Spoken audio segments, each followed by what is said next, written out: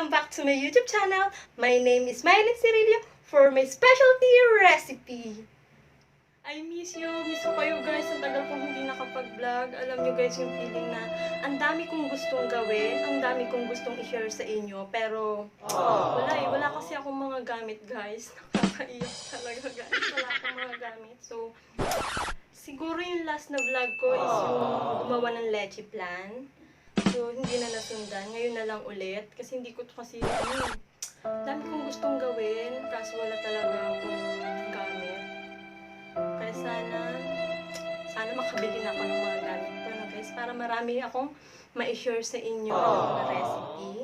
A few inches later. For today's video, gagawa tayo ng caramel bread popcorn. So, let's start!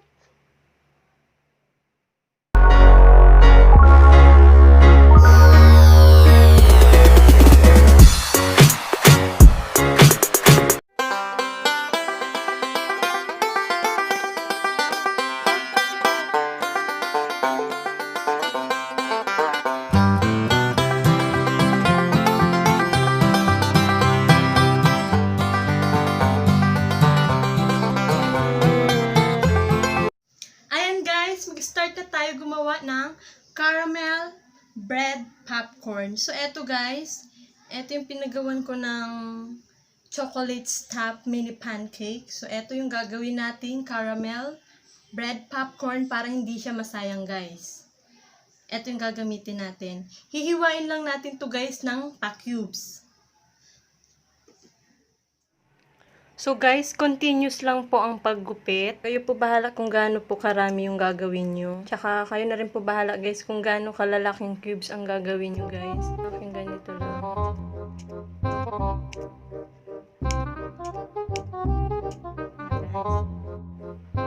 Ito guys, kung mapapansin nyo, may bilog siya sa iba, sa gitna. So ito po yung pinagawang ko ng merienda, yung chocolate stuffed mini pancake kanina. So ilalagay ko sa baba guys yung link kung paano ko ginawa yun. So, ito isasama natin para walang sayang, guys. Isasama natin to para walang sayang. Sa panahon ngayon, kailangan maging matipid at huwag magsayang ng pagkain. So, yung iba dito hindi na magiging cubes, no? Kasi ganito nga may halo na siya.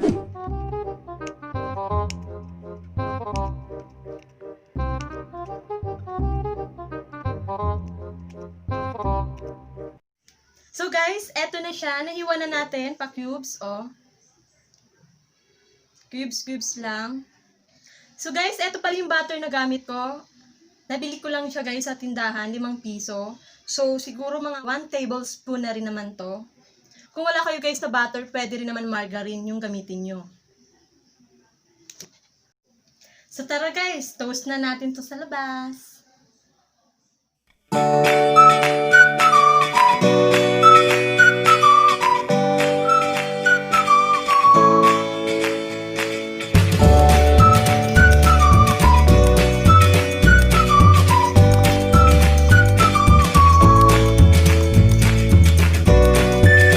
Ito-toast lang natin to guys.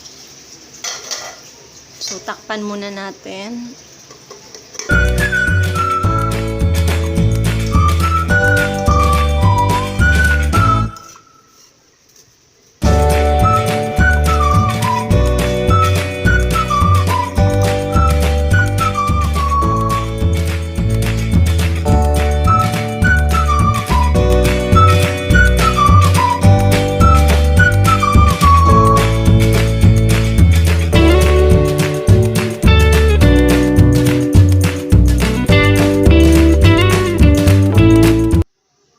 So guys, eto na na-toast na natin yung tinapay. Ngayon, set aside lang natin to. Set aside natin. Tapos ngayon, gagawin na natin yung caramel.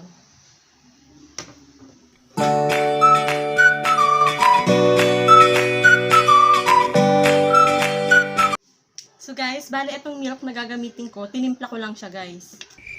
5 tablespoon ng milk, tsaka 5 tablespoon ng water. Tinimpla ko lang. Kahit anong gatas guys, pwede naman. Kung anong meron dyan available sa inyo.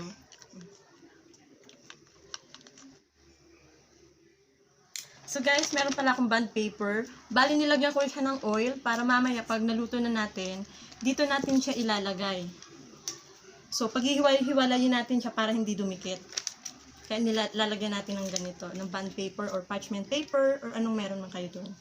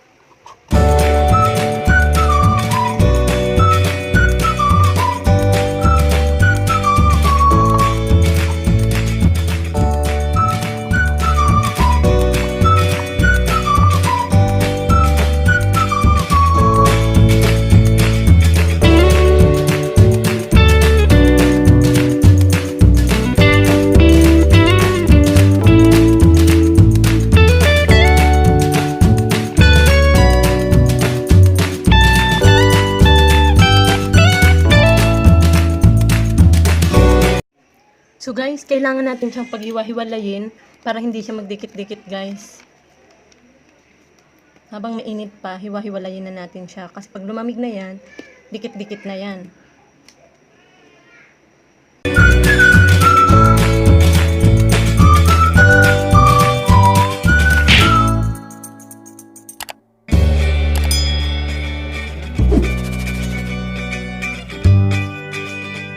So, eto na guys, napaghiwa-hiwalay na natin siya. Ngayon, hihintayin lang natin siyang lumamig.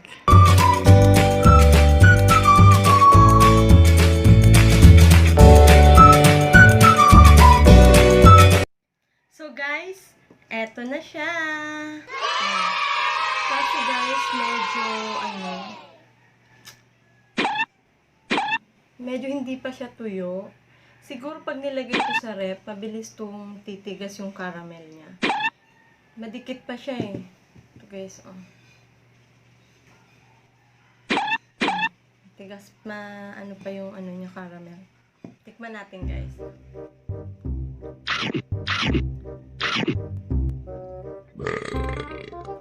Masarap siya guys, lalo na kung toasted yung sliced bread. Ako, alam nyo guys, mas gusto ko tong sunog. Mas gusto ko to.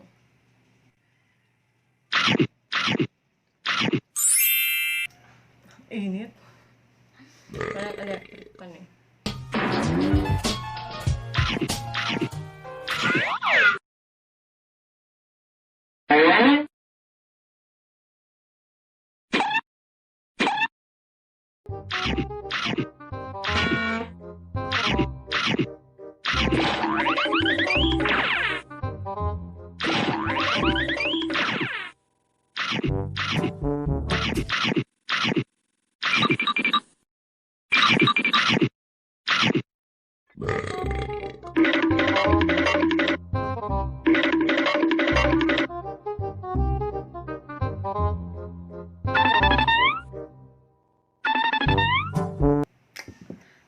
So guys, magsha-shoutout muna tayo. Shoutout nga po pala kay Joy Madeha at sa kanyang kapatid. Hello! Naiya ako. Kanina guys, nag-chat siya sa akin. Sabi niya, dami niya raw natututunan sa akin. Kalain mo yun? Kalain mo yun? Alam nyo guys, yung feeling na minsan hindi mo ma-express ng maayos yung sasabihin. Pero may natututunan pa rin pala sa'yo. So nakakatuwa. Natatawa lang ako. And shoutout ko na rin pala si Ate Arlene. Si Arlene, hello. Musta ka dyan sa boarding house mo? At kay Kuya Arthur na palaging nagagamit ng cellphone niya para mapanood yung mga video ko. Hindi ma-skip yung mga ads. Kuya Arthur, thank you, thank you, thank you.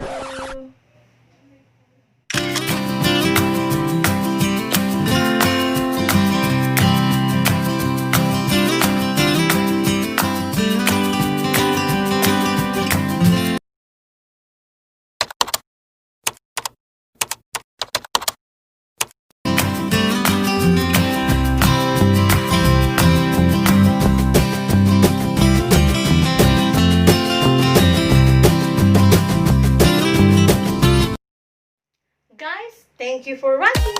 Please don't forget to like, share, and subscribe. Thank you! Ingat po kayo palagi. Dios Mabalos. Bye-bye!